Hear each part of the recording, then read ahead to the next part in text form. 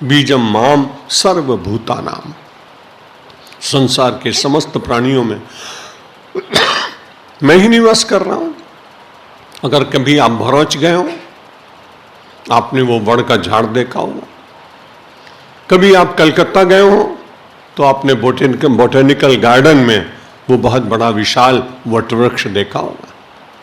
मैं कलकत्ता में जब प्रवचन करने गया, आप कोलकाता बोलते हैं, आदत पड़ी है कलकत्ता बोलने की, तो जब कोलकाता गए तो वहां प्रवचन करने के बाद मुझे लगा कि उस वटवृक्ष का दर्शन करके आ, जिसकी इतनी महिमा है। कई कई हजार लोग वहां बैठ करके और पिकनिक का आनंद लेते हैं, छाया का सुख लेते हैं।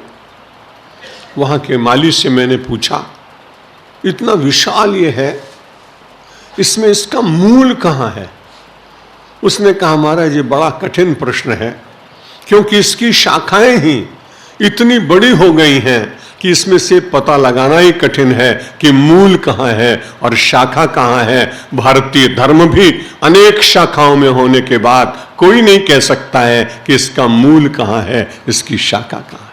प्रत्येक शाखा मूल के रूप में दिखाई पड़ती है, चाहे वो महावीर की शाखा हो, चाहे वो बुद्ध की शाखा हो, चाहे वो गुरु नानक देव की शाखा हो, चाहे किसी इतर विचारक की शाखा हो, चाहे वो अरविंद का दर्शन हो, और चाहे वो विवेकानंद का वेदांत और भगवान आदि शंकराचार्य का अहम ब्रह्मास्मि हो, क्योंकि उस सबके भीतर परमात्मा की सत्ता व्याप्त। परमात्मा की सत्ता न हो तो निश्चित रूप से वह कभी दिखाई नहीं पड़ता। मैं बहुत देर तक उस वृक्ष के नीचे बैठा रहा, सोचता रहा कि एक छोटा सा बीज जो पहला वटवृक्ष का वहां झाड़ बना होगा, वो किसी व्यक्ति के द्वारा रोपा नहीं गया। ये भी बड़ी विचित्र बात है। कोई पक्षी उड़ता उड़ता आया और उड़ने में भी उसकी कोई धारणा नहीं है, कोई उसका संकल्प नहीं है, कोई उसका विचार नहीं है। उस बीज को डालने में भी उसकी कोई क्षमता नहीं है, बल्कि बड़ी अशुचि पूर्वक वो बीज डाला गया उस पक्षी के द्वारा। लेकिन उसमें से इतना बड़ा वृक्ष तैयार हो गया कि जिसके नीचे लाखों हजारों लोग बैठते हैं, और कितने वर्ष पुराना है वो भी बड़ा कठिन है कहना। मेरा निवेदन ये था कि पक्षी के अशुचि के भीतर एक छोटा सा बीज डालकर वटवृक्ष करने का निर्माण कराना, ये केवल परमात्मा का ही काम हो सकता है। इसलिए भगवान कहते हैं बीजम माम सर्वभूतानाम।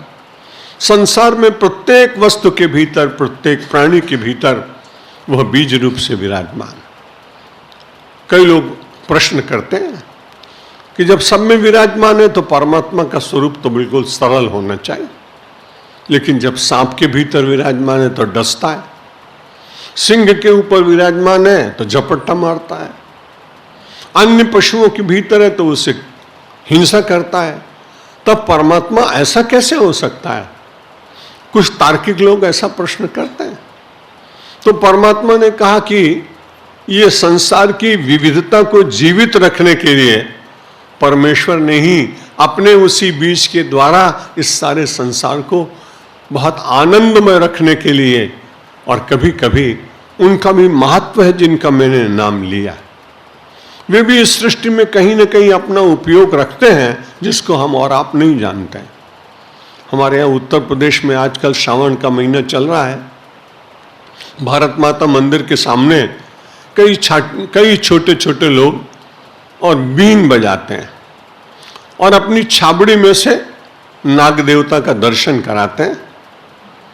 अब जिसने मुझे पूछा था कि नाग को भगवान ने क्यों बनाया, मैंने कहा भगवान की इच्छा में कुछ लोगों का अनएम्प्लॉयमेंट मिटाने की इच्छा रही होगी, और इसलिए उनको काम देने के लिए उस परमात्मा ने इस नाग का भी निर्माण किया। नाग पंचमी के दिन भारतीय संस्कृति की विशालता का दर्शन कराने के लिए मानो भगवान ने नाग देवता का निर्माण किया होगा। क्योंकि हमारे देश की बहनें, उन दिनों में मैं आदिवासी क्षेत्र में कहीं प्रवचन कर रहा था झाबुआ जिले में, और अचानक उस दिन नाग पंचमी का दिन आ गया। मैं एक पर्णकुटी के सामने खड़ा हुआ, मैंने देखा एक फटे से कपड़े, बड़ा सादा सा जीवन, एक बूढ़ी माता गाय का गोबर लेके और अपने आंगन के सामने लीप रही थी। मैंने उससे पूछा कोई आने वाला है क्या आज आपके यहाँ? उसने बोला बाबा आपको पता नहीं, आज तो नाग पंचमी, आज नाग देवता आएंगे।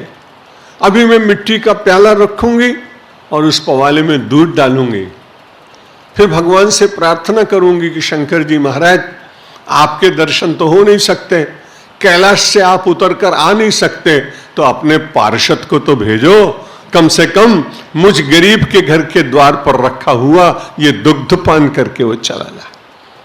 मैंने कहा आपको विश्वास है कि वो आएगा? बोले हाँ जरूर आएगा। सचमुच में उस वृद्ध माता की श्रद्धा और विश्वास को देखकर विस्मय में पड़ गया। मुझे फिर से उसके यहाँ जाने की इच्छा हुई तो मैं प्रातःकाल फिर दूर अपनी गाड़ी खड़ी करके उस माता के पास गया। उसने कहा आप आए हैं, देखिए मेरा प्याला देखिए। उसमें दूध नहीं था। मैंने कहा क्या हुआ? बोले मैं दूर खड़ी देख रही थी, नाग देवता आ गए थे और उन्होंने यह दुग्ध पान किया था। जिस संस्कृति में नाग को भी दूध पिलाते हो, उस संस्कृति का व्यक्ति किसी को मारता नहीं, वो हिंसक होता नहीं। इसलिए हम जितने सेकुलर हैं उतनी दुनिया में कोई सेकुलर हो ही नहीं सकता।